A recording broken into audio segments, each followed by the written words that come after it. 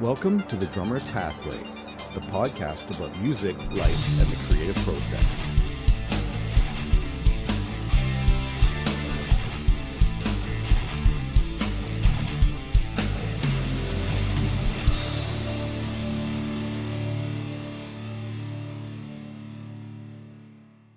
Hello, I'm Michael Scott, and welcome to the Drummer's Pathway podcast, where we explore the personal and professional journeys of drummers, educators, and artists who've committed their lives to creativity and the arts.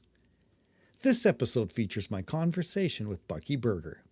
As an in-demand freelance musician in the Toronto music scene for over 5 decades, Bucky has collaborated with a wide range of local and international artists. In this episode, we talk about his early musical inspirations, the importance of being adaptable to any musical scenario, and reflect on some of the experiences that have shaped his path. And now, let's get started with my conversation with Bucky Berger.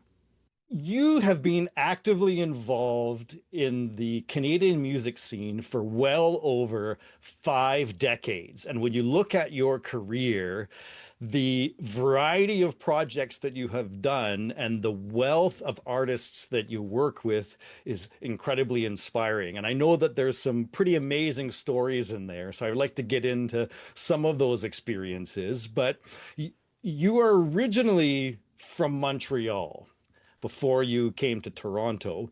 So when you were starting out, what was the music that first inspired you? I'd have to say it was R&B, like soul music for sure in the 60s. And it's really interesting. In my neighborhood, even when the Beatles came out, James Brown was even more popular in my circle. So we were just absolutely crazy about James Brown. But I loved all the Beatles and all the bands that came out, the Dave Clark Five, all of the British Invasion stuff. But I also eventually uh, got into blues, and I guess it was the Paul Butterfield band that really kind of turned me on to the blues, and I started to explore all the different, Sonny Boy Williamson and all different blues stuff. So I was well-rounded then, and it was magic times, you And know. what specifically was it about that music that resonated with you so much? But the blues, Yeah, the blues and R&B. I think it was really the groove, and the bass, especially in R&B stuff. And to this day, bass is what really motivates me in so many ways, a really great bass player. Yeah. And as a drummer, I mean, that makes the job so easy if you're playing Yes. with a great bass player. And bass is really, to me, the most important instrument in a band, on stage. As a bass player has to know exactly what's going on at all times. Everybody else could kind of hang back and wait Yeah. for him to make the changes, right? But so it really was all the great, the basses and James Jamerson. I think of him a lot. I mean, I had no idea back then who he was, or nobody really did. None of those people were given any credit too much later. But when you hear those great Motown records and a lot of and the stuff coming out of Memphis and Duck Dunn and other people like that. I mean, that was very inspirational. And what's really interesting about the music at that time is because the audio fidelity wasn't always the best, we got captured by the feel of the music rather than the individual parts. Because sometimes you couldn't make out what the bass drummer was doing or what some of the other things were, but there was just something about how that music felt that really resonated with us. Very true. But some stuff was better than others. Yes. Of course, the Motown stuff was really, you could hear the bass really well, especially if you were listening on a jukebox, before any of us got, any kind of sound systems, you'd hear stuff and put your 10 cents in Yeah. and and hear the great tracks, and to this day, the audio quality is not nearly as important to me as what the substance is, Yes. you know, the playing and the great writing, the vocals and the whole thing, I mean, it's really, I don't really care that much. And it's interesting because sometimes when you look at the music of that time, in particular the music of James Brown, is that I've often said that music is very much like a puzzle. When you analyze the individual parts, they might not be that complex at the time, but there's something about the connectivity of all of those pieces together that just creates this unbelievable feel. And I think when you're raised on that sort of thing, you develop a respect for the collective experience, where sometimes people get caught up in their own performance, at which that diminishes the musical conversation that really is the key for a lot of this music. It's the same sort of thing with blues. You've been very actively involved in the blues scene, as I said, for well over 5 decades. And I think the best blues players are the best listeners, because you can always tell when people come in and they've spent all of their time learning their craft and none of the time listening to the genre and of appreciating and respecting the collective other people on the band shell that is just as important. I think it's that mutual respect. Absolutely. And listening is key. And I've always said there are kind of two kinds of players. There are people that work really hard and get all their great chops and everything like that. And then when they sit down to play, they want to play all those chops. And then there are the people that just play the song. Hmm. And I've always been attracted to the people that just play the song. I mean, not putting anybody else down, because there's a lot of, and there's a lot of great stuff out there, and but great drummers who are do amazing things Hmm. and can do like so much more than I could ever do.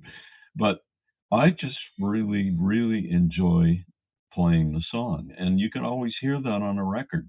People, people who play the songs, I mean, it's really, it's evident. And then there are the great players who have all the chops and they still know when not to use them.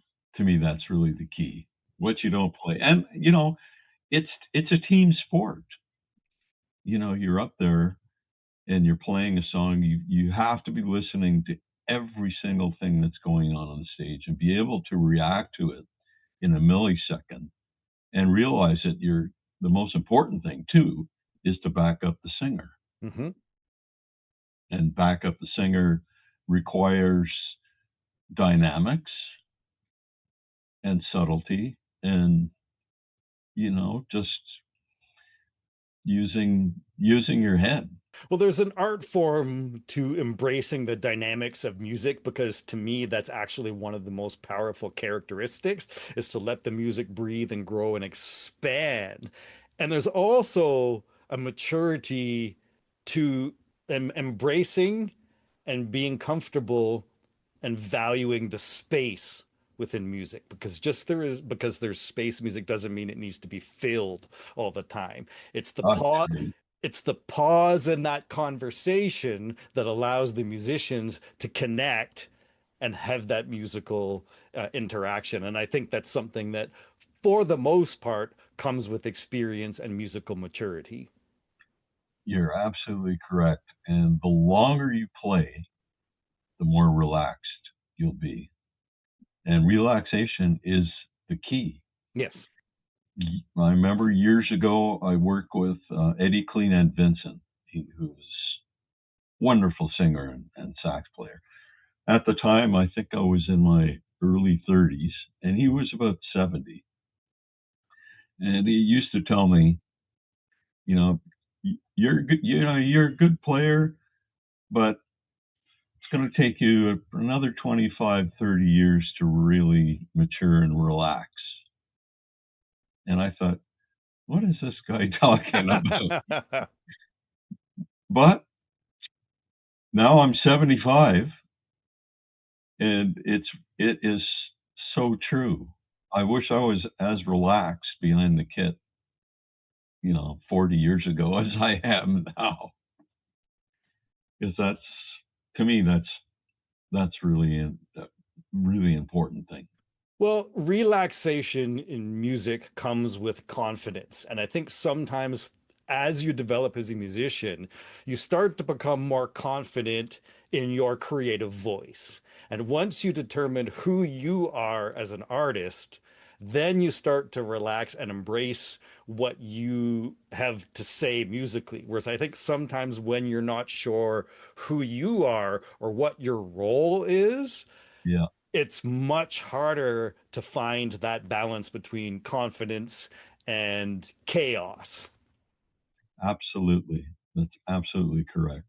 I couldn't have said that better myself. I mean, the maturity thing is really important, but also, when you're playing music, you're kind of putting yourself out there, and no matter how good a player you are, if the people you're playing with at the time don't have the confidence in what you're doing, you're lost.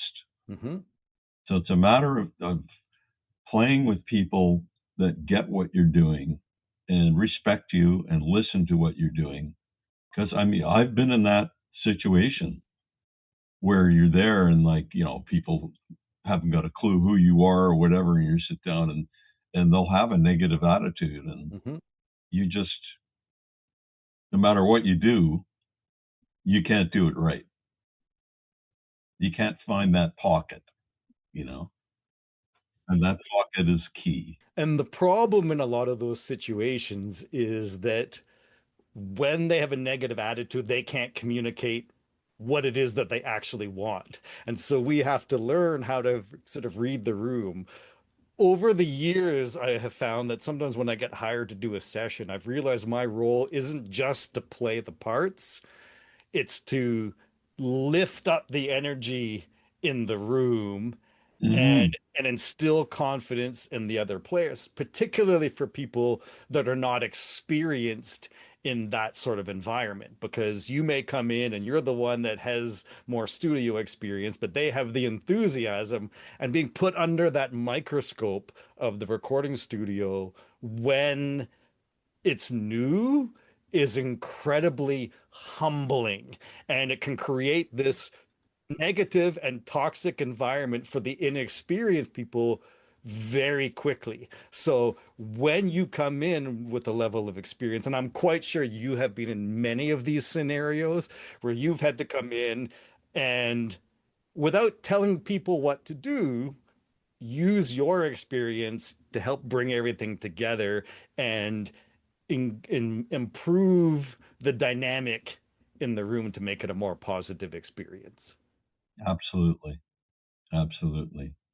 And I guess I've been fortunate because, other than when I was first starting out, I I always was doing, when I go in and do sessions, there was somebody kind of in your role that you're talking about Hmm. who would take me under their wing. There, and I can remember when I lived in Montreal many years ago, I would get called and do some sessions at the National Film Board, and I was really green, but there was this wonderful um, steel guitar player. His name was Ron Dan, and unfortunately, he left us far too soon. But he was wonderful. He would just go around to everybody that was there, because there were other people as green as me, and he just, like, calm you down and say, "Hey, show you stuff on the chart, and yeah, do this here, and just, it's not a big deal. Just, relax, do this." And that guy really helped me through a lot of stuff. and I never forgot that.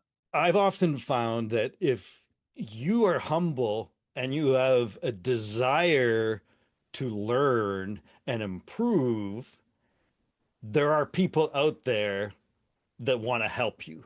But when you come in with a sense of overconfidence or negativity, then you're on your own. And Oh yeah, you're always better to embrace the humble nature, because if people are being critical of you and you're embracing that, it's often because they care and they see value in what it is that you're doing. And your best situation is to be humble, to learn and embrace these experiences. Because I look at every session as I want to do the best that I can, but my of course. goal is to make every session better than the last time. And that means I'm getting better, because not every experience that you come out of is something that you may be creatively satisfied with, because there's always little things that you wish you could go back and change. Oh yeah, A good piece of advice I was given from a teacher years ago was that if you get hired to do a session and they thank you for being there and they pay you and they use what you did a good job, regardless of your perception of the work that you do, because we all as artists tend to be very self-critical at times, and sometimes it's hard to let those things go. yeah, very true. And the first few times you hear yourself on tape, It's humbling. it's very humbling. You say, no, well, that's not supposed to be like that. That's not how I hear it in my head. So you work hard at trying to get to the place where what you're hearing in your head actually happens. But there's so many factors involved there. There's the sound of the studio, the engineer, and if we're talking Mhm. recording. Um, so I mean, I still do stuff where I hear it back and oh, it was fun doing it. Then Yeah. it should sound a lot different, or the drums should be mixed a lot bigger or whatever. But it's the thing to realize too, after you do something, it's history and you got to Yes. move on. It's just you can't dwell on any of that stuff. And doing it is so much fun. That's the bottom line. You got to be really having a lot of fun doing it. And it is, I mean, it's great. Now, as I said earlier, you were raised in Montreal and then you came to Toronto. What Mhm. brought you to Toronto? And then I want to get into some of your experiences about getting started in the music scene at that time. Yeah, Montreal had a lot of really great musicians, but it was really hard to make a living in Montreal. And you got to go back to the Cultural Revolution that took place in the 60s in Quebec, where they were under the thumb of the church, and like the music used to be either from France or it was like French copies of English or American pop hits, you know, and then everything turned around. So what I'm trying to get at is I was not a francophone, so I did not make the transition into the francophone music scene, the Quebec music scene, which was really starting to blossom in the early 70s, and it was really fantastic. And I heard a lot of those people, and they were really great. I only knew two guys that kind of made it into that. So there I was, in Montreal, playing with good musicians, doing different bands. That there wasn't much of a future, and I knew that Toronto was a happening scene. So I ended up basically gravitating towards Toronto, and I was very fortunate that my first real gig in Toronto was David Wilcox, and it was a really groundbreaking band. It was David Wilcox and the Teddy Bears. It was his first kind of solo band, and he had great material. It was very different from anything that was going on, and the band was really popular. All the work back then was 6 nights a week, which, as you know, you do a lot of playing, you're going to improve. Yes. And we were, the money was way better back then. I mean, compared to the cost of living. So I never really had to have a job, any kind of a day job, which a lot of people these days, talented musicians, to get by, they have to go that route, but I didn't have to do that. So I was able to, a lot of doors opened for me after that band.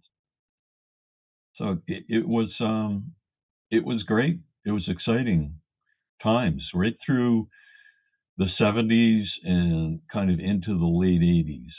And then the scene changed after that. Now, I had heard that around that time when you were working with David Wilcox, because the Toronto scene was so vibrant that there were people coming out to all of these shows.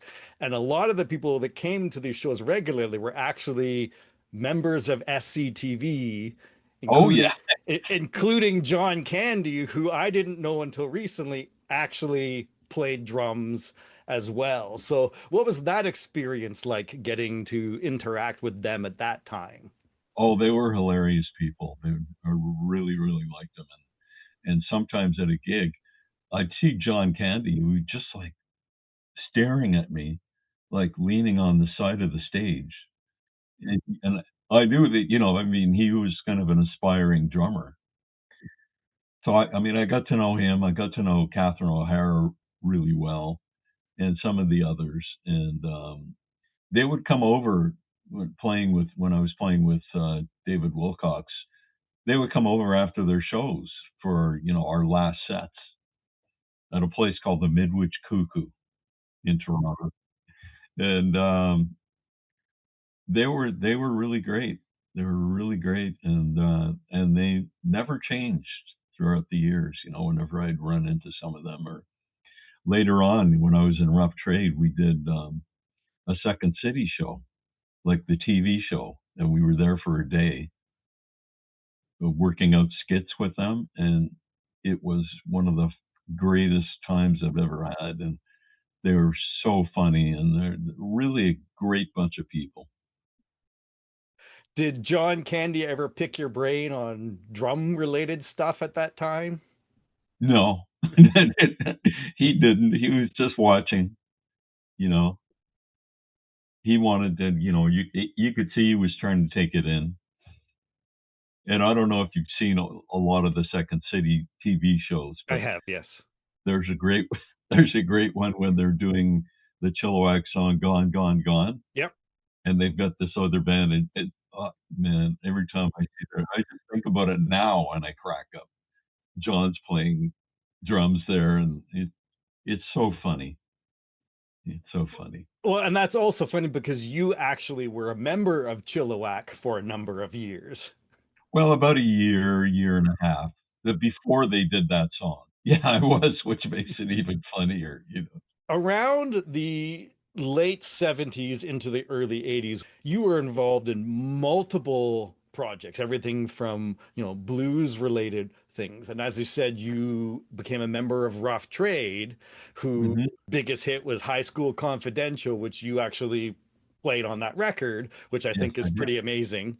So I'd like to get into some of your experience working with Rough Trade, but at the same time, you were also working with Raffi, who's the complete opposite of that one. So it's Yeah. always amazing when you look at just people's careers in terms of the different aspects and the different experiences that you have. So, how did the Rough Trade gig come about, and what was that experience like? Well, the Rough Trade gig came about through Terry Wilkins, who I played with in David Wilcox's band, and we became a rhythm section. We were really kind of related to each other perfectly, and we were a team. So we did all kinds of stuff, and the Rough Trade, one of their, the band that they had kind of broke up, and Terry knew Kevin from around, and he said, "Yeah, well, why don't you bring myself and Bucky in there, and we'll see what happens.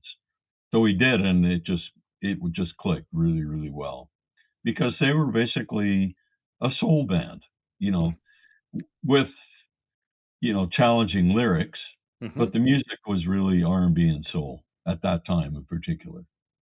And it just clicked so well. And it was amazing. But at the same time, I had I played with Professor Piano and the Rock and Deltoids, which kind of morphed into the Canadian Aces, which was a swing band, and it was also a really popular thing, but a completely different vibe and different material, and absolutely loved it. And we did a thing once where we got double booked with Rough Trade and the Canadian Aces. And somebody figured this out with there was a friend of Terry's, I believe, who was working on this TV show on Global TV. It was a music show. And they kind of said, well, why don't you guys do both gigs in one night, and we'll hire a limo and we'll follow you with the cameras and stuff. So we did like one set of swing music, and we had on our white tuxes and everything like that. And then we got driven over to the Masonic Temple, which is where, we would do. There was a lot of rock shows there, and it was a Rough Trade show, and we did like a set of Rough Trade, and then back to the Aces, and that was hilarious. People really People kind of really liked that one. Now, you had said that that one was sort of a swing style blues. Your parents were really into big band jazz early on, and so that was probably part of your early experience to that type of music. Absolutely, I think the first drummer that really kind of made me crazy was Gene Krupa. And to this day, I think Gene Krupa is amazing because of the melody that he could play. I mean, I don't know. You've probably seen some of those things where it's a battle of drummers with Buddy Rich and Gene Krupa, Hmm. and nobody can take anything away from Buddy Rich's chops. Hmm. It was like unbelievable. How does somebody do that, right? He was incredible. But to my mind, Gene Krupa kind of blows him away because of the melody that he has, you know. And Gene Krupa, apparently, I've read some books about this, and his big influence was a guy named Chick Webb. And Chick Webb supposedly has very little recorded that you can hear, and nothing that you can really kind of get the stuff from. But every drummer in that era, they would like worship Chick Webb, and they'd go and see him play. And he's the guy who kind of discovered Ella Fitzgerald and took her on the road when she was just a teenager. And Louis Jordan was in his band too, who's another great guy who was a kind of a father of rock and roll. Well, and one of the things that's interesting about like Chick Webb and Gene Krupa that made them so popular is there was a showbiz aspect to the things that they did because it's entertainment, but at the same time Yeah, too, people related to that because it's like hearing a melody and they would walk away from the experience with those parts that were musical and carry that away with them, which allows people to connect. When it comes down to just strictly the technical aspect, it's impressive, but it doesn't resonate with people after the moment. You yeah. want to give something in that moment that people walk away that they're still inspired by that. And it's something that Gene Krupa did exceptionally well. He certainly did, and I've never been huge on the drum solos, but I have done drum solos over the years, and they're based on Gene Krupa. In the Canadian Aces, we would do Sing Sing, and I would channel Gene. I mean, just all, it was just all the stuff that I remember the tom stuff that he would do and the cowbell stuff and all of this stuff. You know, it was so great. And in addition to your parents exposing you to some of that music early on, they also didn't want you to play drums. They wanted you to learn other musical instruments, but originally they weren't that supportive with you starting the drums in the first place, How is did what how did you find this out? I do a lot of research. Oh my God. Yeah. No, that's very, very true. I mean, they basically said they got me a guitar. Okay. I figured out how to play guitar, and I still play a little guitar, not much anymore. But I got a couple of paper routes, early morning routes in Montreal, and I was lucky to get some apartment buildings. So you go on there, and I saved enough money to get my first set of drums, and they were fine with that. And later on, when I, you know, they kind of realized I was headed towards a career playing drums and music, they knew a guy who was like the leading uh, wedding band guy in Montreal, and they knew this guy, and they sent him out as a scout to check me out, right, and report back. And he did, and he told them, you know, you got nothing to worry about. He's going to be fine. Yeah. So they were good, you know. The rest of the Grader family thought I was a bum until they heard me on TV, right?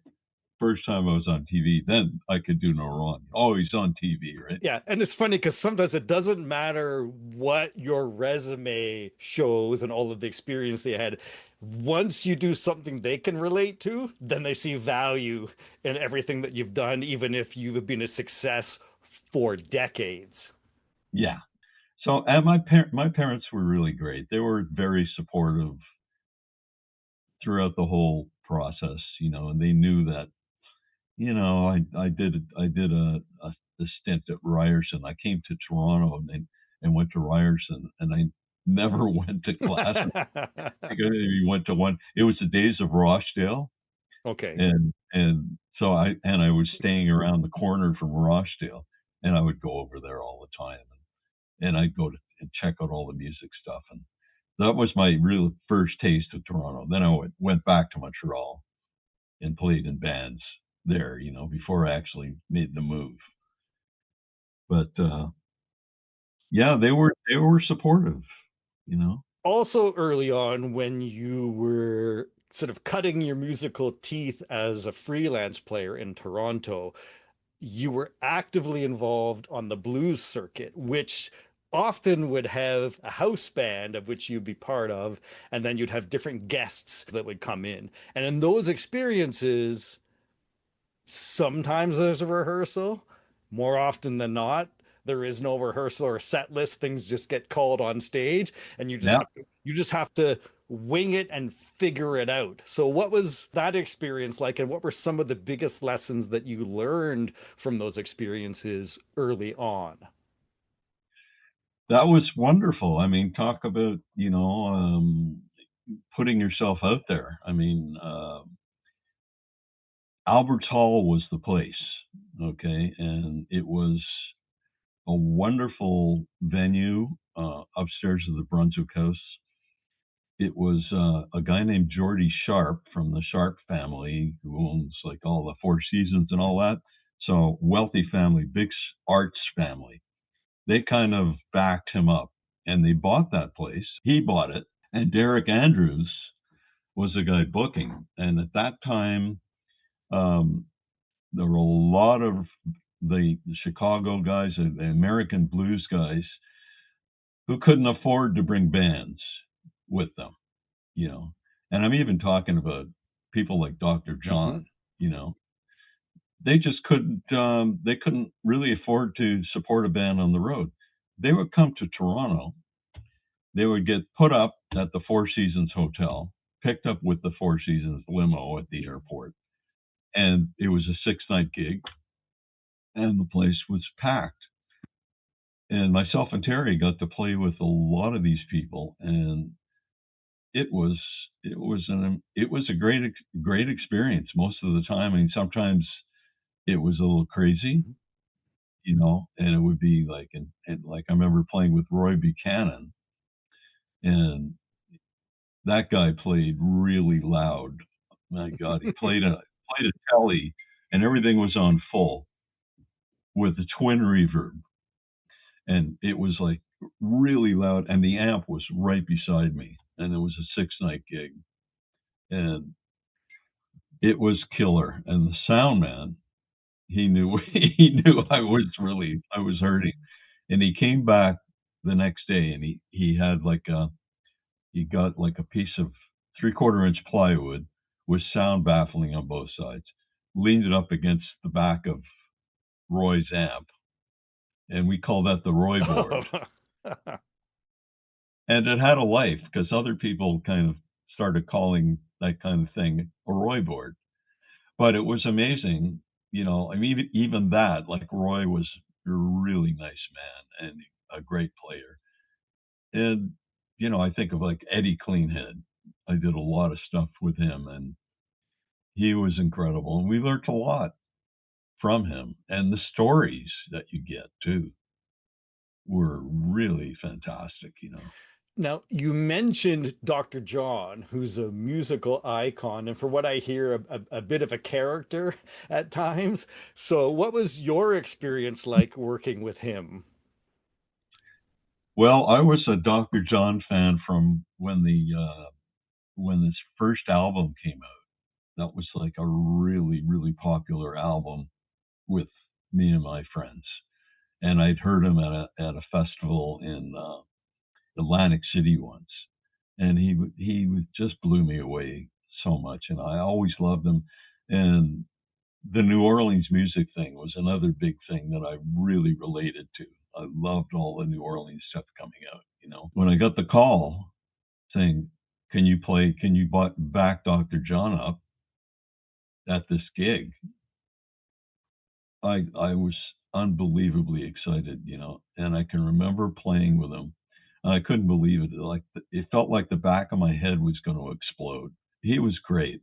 I played with him maybe 5 different times. The first time, especially, I couldn't understand almost a word that the guy was saying between his heavy New Orleans accent. Plus, he was on heroin all the time back then. He was before he even got on methadone, right? And so the guy was what a great player. And the groove. I mean, you get stuff by osmosis from people like that. You're sitting down and it gives you that confidence too. Because I'd never really played seriously the New Orleans grooves, the second line stuff and all that. But I when I heard I was going to do that gig, of course, I really buckled down and really checked it out and said, well, got to do this, and it all worked out so well. And as soon as you know, I got clued into a lot of things by playing that music. The New Orleans style of music is kind of like a Creole melting pot of cultures and styles that have morphed into its own thing. But you have to understand and be exposed to all of these different styles kind of on their own to understand how they all fit together in that particular genre because there's vibe to it that is its own thing. Early on in this discussion, we talked about trying to find that relaxation. And if you can't find relaxation playing that sort of music, you'll never play that music correctly because there's just this magical thing to that. Yeah, you got to think of the climate. It's hot and sweaty down there, and plus, what I found out, from being in New Orleans and playing with other New Orleans musicians, they really consider New Orleans as being the northernmost Caribbean city. And there's a lot. I've been fortunate enough to play a lot of Caribbean music, a lot of reggae and soca music. I had a couple of great bands in the '80s uh, with Caribbean musicians, and So a lot of that comes through in New Orleans, and Cuban music and Latin music is a huge influence because the clave, of course, is the basis to all Latin music, and it comes from Africa, right? Yep. And New Orleans, the 3/2 clave is in everything. And I can remember uh, being a little kid in the 50s, and my grandmother gave me one of the early transistor radios, and I'd fall asleep at night with the little thing in my ear. And you could get, like, on AM radio in Montreal, we'd get New York radio. You could listen to that, and you listen to Bo Diddley, you know. And of course, I mean, I didn't know about the clave, of course, till much, much later. And other stuff, I mean, it's in there. The New Orleans stuff, the clave is a great thing. And if you keep that clave Hmm.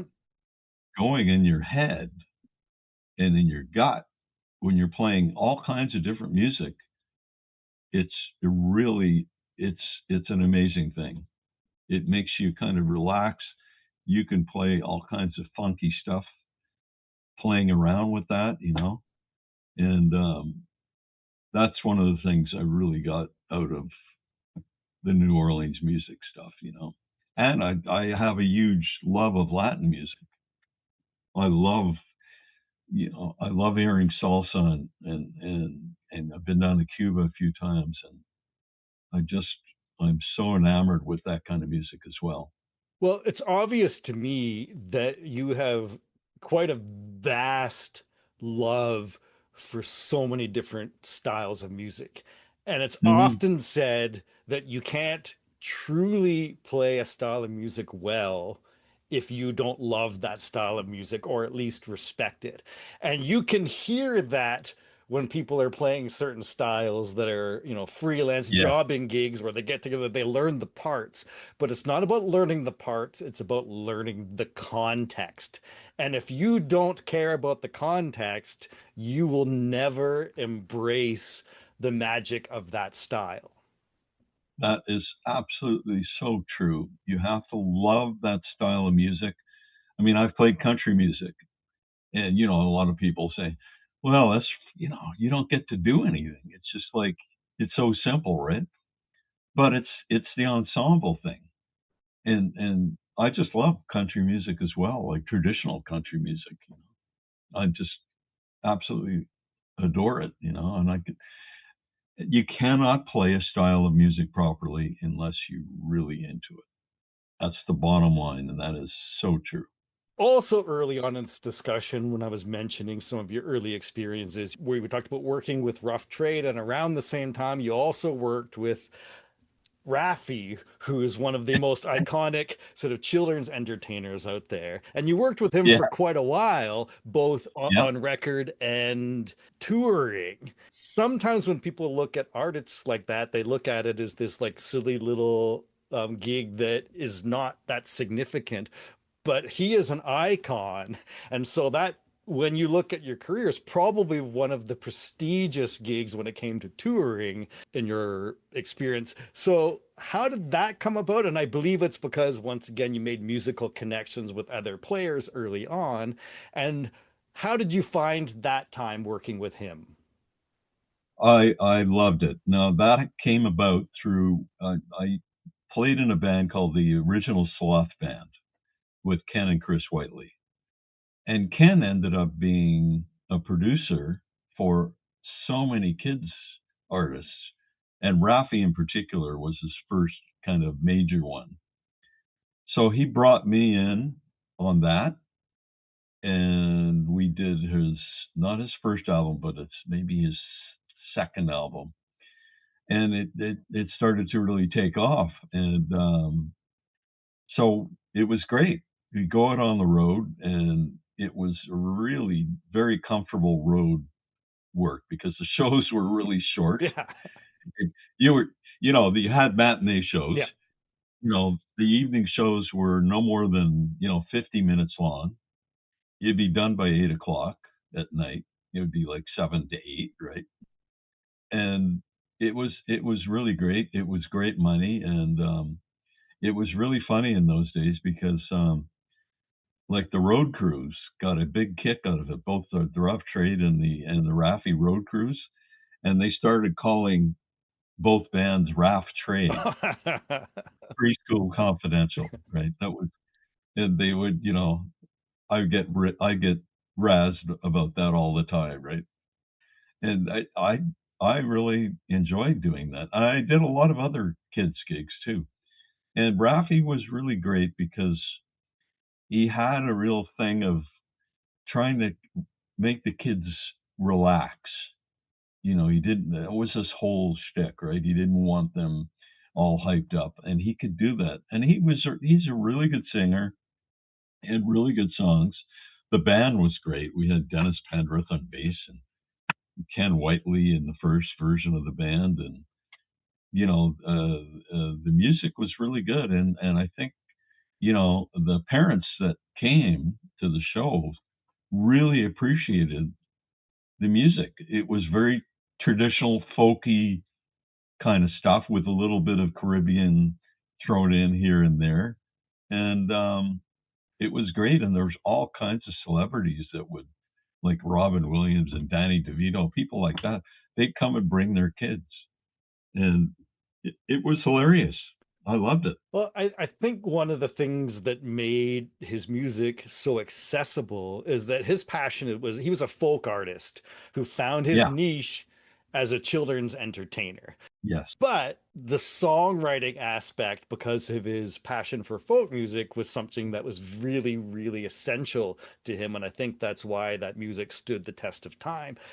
Because Yeah. sometimes you get genres along that lines, and it's about the silly aspect, and the musical aspect takes the back seat to that because that's not as important as the spectacle. But I think for him, the music was always the most important thing.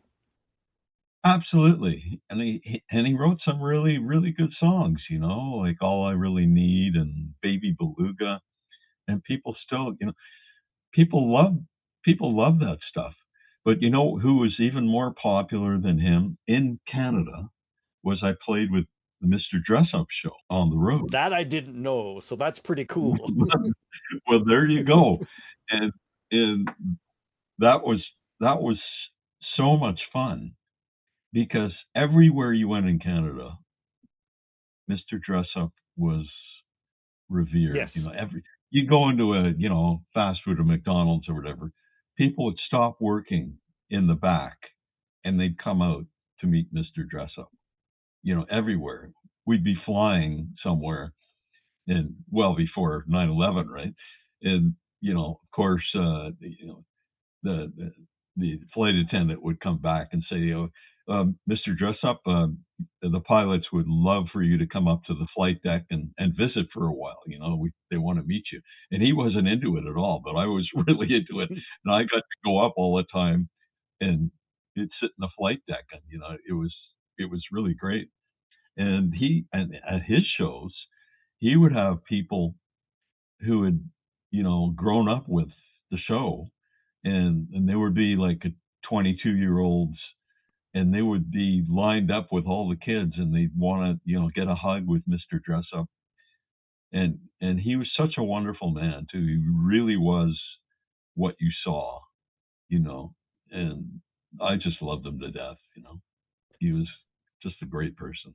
And I think there's something imperative when people have a persona in those situations. It's imperative that the person that people fall in love with as that persona that they grew up with turns out to be that's who they actually are. Yeah. When you're genuine like that, it makes the connection better, because in a lot of cases that's not the case. There's the stage persona, and Oh yeah, then there's the off stage persona, and eventually that creates a disconnect. you're absolutely correct about that. And Ernie Coombs, Mr. Dress Up, I mean, he had a theater background and he was partners with Mr. Rogers, right? Mm-hmm. And Mr. Rogers, they both came up to Canada at the same time. Mr. Rogers went back and he became a huge phenomenon in the States. Ernie stayed in Canada, and he just, I mean, he was not, he was not a singer or anything like that. He did a couple of songs here and there, but his whole thing was just creativity and relaxation, Hmm. like Raffi in a lot of ways. Just that very calming thing about him. He was kind of the antithesis um, of the fast paced kids shows that were like created like you know we got to change every 10 seconds. There's going to be something new, right? He was the antithesis of that.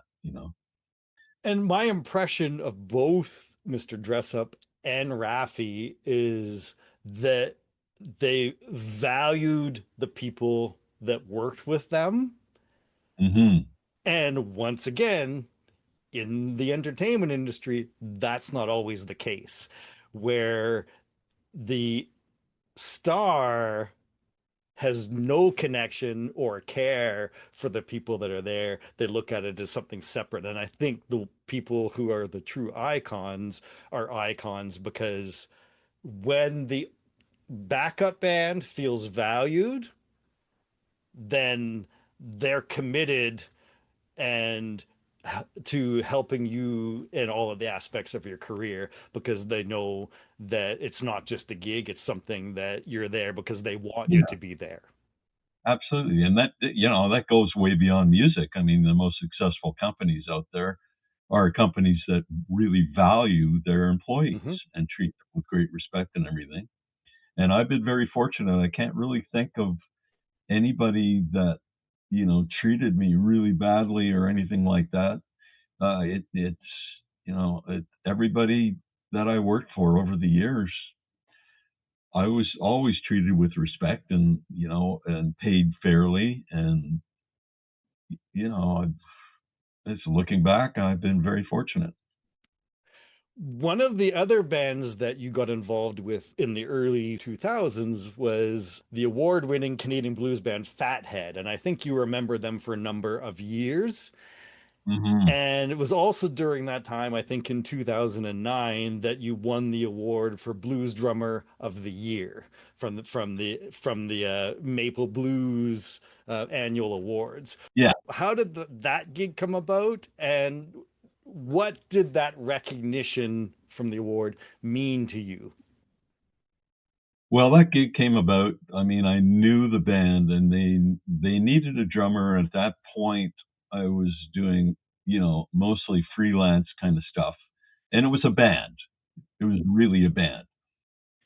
And I remember I went to a couple of rehearsals, and I had to listen to their material, and the writing was just so fantastic. There are two writers in that band, and they both came up with such really unique, and it definitely just surpassed the idiom of just blues band. They weren't just doing blues shuffles. They were really great songs, and they had John Mays was the lead singer. They had all these really good vocals. So I basically said, "Yeah, I'm in," and it was great to be involved in that band. It was like a band of brothers in a lot of ways. We we did a lot of great gigs, and but gradually over the years it became harder and harder for that band to do any successful touring once things like because you put a band of like five guys on the road and you're not working during the week because there's no clubs Mhm. happening or no gigs during the week. How do you come up with the money to keep everybody on the road? So that was Al Lerman, who kind of was the leader in the band. He did the business. He had a really hard time keeping that together. Then, of course, John Mays, God rest his soul, he came, he got sick and then he passed away, and that was really kind of the end. But I still say that that was one of the best musical experiences that I've had. It was really great for me too because I came into that band and they had all these vocals together, and the only I wanted to sing, and the only vocal part available was really the bass. So I started really getting into singing bass vocals, and it was very gospel based, like all of their vocals. So I got to do all this great stuff with these guys doing that, and it was fantastic. They were a really good band, and Al Lerman's still out there doing solo stuff, and that's about it. I keep in touch with the guys, and we actually got together for a little reunion because the bass player Omar, his his daughter got married, and it was her dream to have Fathead play at the wedding. So the remaining guys, we got together. We played maybe 8 songs, and it was fantastic. Just to play that stuff, and that's great band. What can I say? They they should have had, especially the writing. They should have had a lot more recognition. I thought that writing team was second to none, and they never even got nominated as writers, which kind of really ticked me off at times with the Blues Society. But individually, they did get nominated and stuff like that. And it was really nice to get that award. Although as they say, people say to be nominated is good enough because you're kind of recognized, and it's nice. And I remember I came home with the award, and I left the award. I don't know if you've ever seen what the Maple Blues Award looks like. Here, I got one right here. I'm going to show it to you. Here it is. And there was this guy that used to come to our gigs sometimes, and we called him Maury the Sock Man because he had this sock company, and he was a huge music fan. And if he liked the music, he'd come up to the front of the stage and he'd throw socks on the stage, and he'd throw different stuff, and he'd give you this stuff and maple leaf socks, all this kind of stuff. And I came home from that presentation with that Maple Blues Award, and I left it on the table. And my wife got up earlier in the morning, and she saw it on the table. She was going to throw it out because she thought it was something from Maury the Sock until she read what it was, right? So, that was a cool thing. I think sometimes musical connections and musical relationships that feed your spirit and feed your soul are much more significant than industry recognition. Oh, yeah, for sure. But, I kind of looked at that award as being like just a recognition for my peers, Yes. not so much as from the Yeah. industry. Because of course, the blues industry in Canada is not great. It's a struggling thing. It's not like the rock and roll stuff or whatever. So I mean, it is kind of really homegrown, rootsy stuff. So yeah. But getting and if I had won a couple of Junos actually, and I was there for one of them. And that was kind of weird because winning a Juno for Blues Album of the Year is, nobody there really knows who you are or what it's Yeah. about. And you win those awards, and then you go, there's kind of like a press conference Hmm. afterwards, and people are asking you questions. Well, there are hardly any questions when we went back for this thing because, it was not, bunch of kind of older guys. The most important aspect is, like I said, really just the relationships and the connections that you make, because in the end, that's really what carries you through and shows your Ab- value. Absolutely. And every year there's a Toronto musicians um, lunch that happens, and it's kind of getting bigger every year. And I love that so much because the feeling of the camaraderie, and you don't get to see other drummers that much. You're a drummer, Yeah.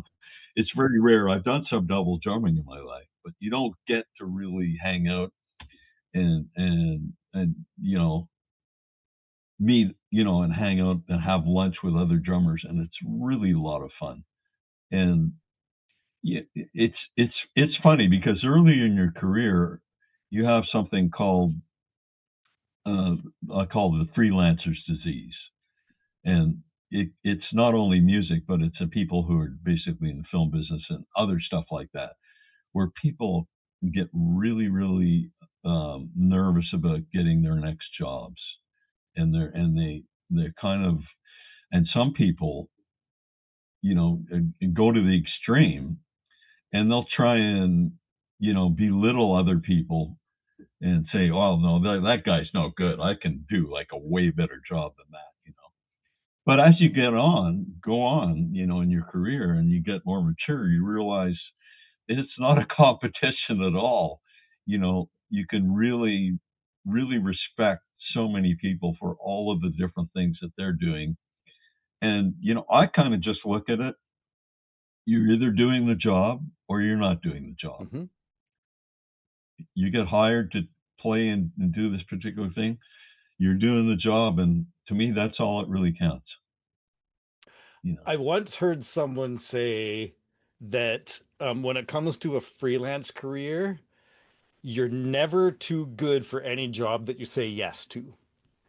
So, Mm, so if you say yes to doing something, then you need to go all in, put in the effort, and to make it a really positive experience for everyone. Because we've all been in scenarios where there are people filling the calendar, but they mhm. actually don't really want to be there most of the time. And eventually, despite how busy you are, that negativity burns bridges.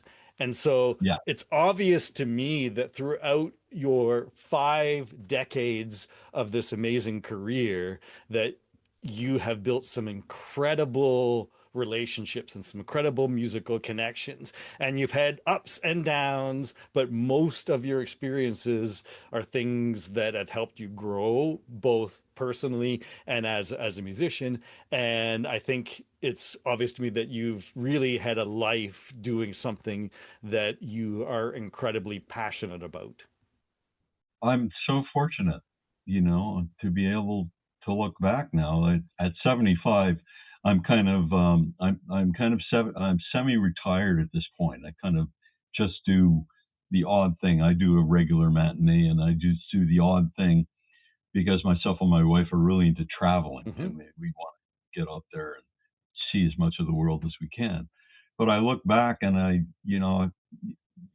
not, I'm kind of putting that like heavy work thing behind me, and I have no problems with that at all because I really feel like I've just done so many great things. I've been so fortunate to have done so many great things, and people are always saying, well, okay, I'm not like a world famous guy, a world famous star or anything like that. I didn't make like a huge pile of money and stuff, but hey, I really feel like I've been a success.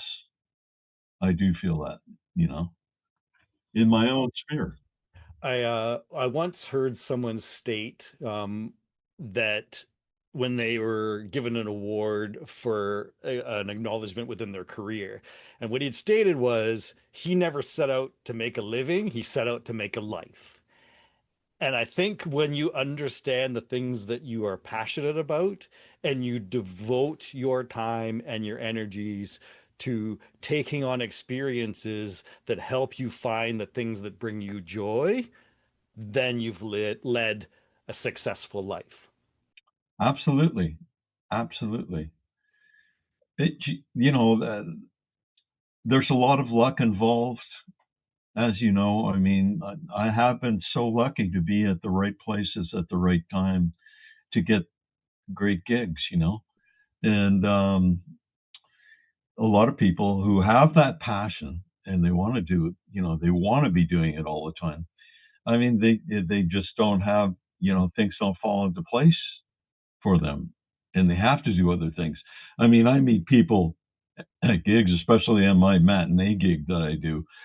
There's a lot of older people who basically said, "Yeah, I was, I was a bass player, I was a drummer, and then I had to kind of give it up because I had a family and I had to make a living and all this stuff. And now I'm retired. I want to get back into it, you know. So those people kind of, they had to give up part of their dream, but some of them could come back and get into it again. But there's there's so much luck involved, really. You've got to have the abilities, of course, and you've got to be able to get along with people really well and be on time. Oh, yeah. There's there's a real basic thing there. Be on time, get along with people, and know what to do in a particular idiom of music.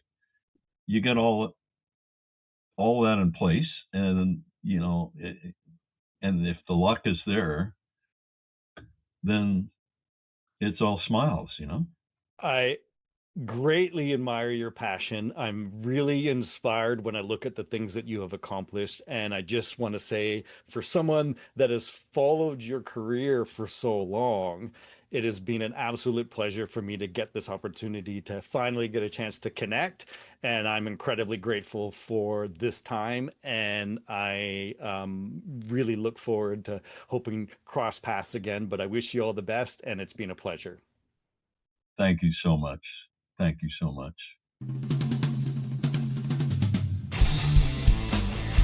You've been listening to the Drummer's Pathway podcast.